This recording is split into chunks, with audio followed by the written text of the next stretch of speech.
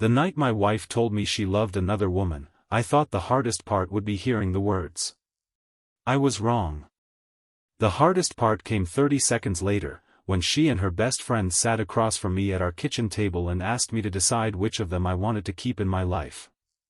I remember staring at the untouched coffee between us, wondering how a marriage that had survived job losses, family problems, and years of ordinary struggles could suddenly feel like a life I had been living alone. Before we go deeper into this emotional story, if you believe that kindness, hope, forgiveness, compassion, and second chances can change a person's life, please take a moment to like this video, share it with someone who may need hope today, leave a comment, and subscribe to the channel. You never know whose heart might need a reminder that even painful endings can become new beginnings. My name is Nathan, and I lived with my wife, Rachel, in a quiet neighborhood outside Asheville, North Carolina. We had been married for 7 years, and from the outside, our life looked peaceful. Rachel worked as a graphic designer from home, while I managed a small hardware store downtown. We had no children, but we had a little house with a porch full of plants, a golden retriever named Charlie, and a collection of ordinary memories that once felt priceless. Rachel's best friend, Rebecca, had been part of her life since college. She came to birthdays, Thanksgiving dinners, and weekend barbecues. I had always trusted her. In fact, there were years when I thought of Rebecca as family. But slowly, something changed. Rachel became quieter. She stopped telling me about the little things that happened during her day. Sometimes I would come home and find her sitting on the porch with Rebecca, laughing in a way I hadn't heard from her in months. I never accused either of them of anything because there was no betrayal I could prove, only a growing feeling that I had become a visitor inside my own marriage. I tried harder. I brought Rachel flowers, planned dinners, fixed things around the house, and even suggested a weekend trip to the mountains. She smiled and thanked me, but the distance remained. Then came the evening that changed everything. Rain tapped against the windows while Rachel asked me to sit at the kitchen table. Rebecca was already there.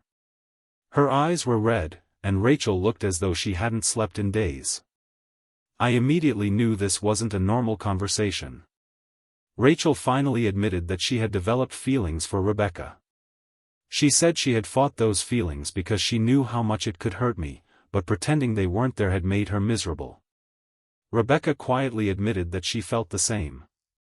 Then they told me they had decided they could not continue living in uncertainty and wanted me to choose whether I would fight for my marriage or accept that their relationship had become more important to Rachel. For several seconds, I couldn't breathe properly. Part of me wanted to beg Rachel to stay. Another part wanted to demand an explanation for every lonely evening I had spent believing we were simply going through a difficult season. But underneath the anger was something even more painful. I realized I couldn't make someone love me by winning an argument. That night, I left the house and drove to my older brother Caleb's home. I didn't tell him every detail. I simply said my marriage was falling apart and I didn't know what to do. Caleb didn't tell me to fight or walk away. Instead, he reminded me that sometimes loving someone means refusing to turn their heart into a battlefield. His words stayed with me for days. I returned home and told Rachel that I would not choose between her and Rebecca. I told her she had to choose what kind of person she wanted to be, and I had to choose what kind of man I wanted to become after being hurt. I moved into the guest room, and for the first time in 7 years, Rachel and I began having honest conversations instead of pretending everything was fine. We eventually agreed to separate respectfully. The weeks that followed were painful, but they were also strangely peaceful. I started attending a small community volunteer program through a local church, where I helped repair homes for elderly neighbors. There I met people like Margaret, an 80-year-old widow whose porch needed rebuilding.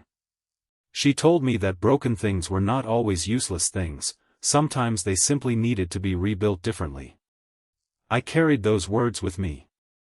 Months later, Rachel came to see me. She looked different, not happier or sadder, just more honest. She told me she and Rebecca had decided not to rush into a relationship because they realized their friendship had been carrying emotions neither of them fully understood. Rachel apologized for putting me in the position of choosing. She said she had expected me to fight for her, but instead I had given her something she hadn't expected, the freedom to make her own decision without being manipulated by my pain. I told her I forgave her, but forgiveness did not mean returning to the marriage. Some doors can be closed without hatred. Some people can remain important without remaining your spouse. A year later, Rachel and I met for coffee. There was no bitterness between us anymore.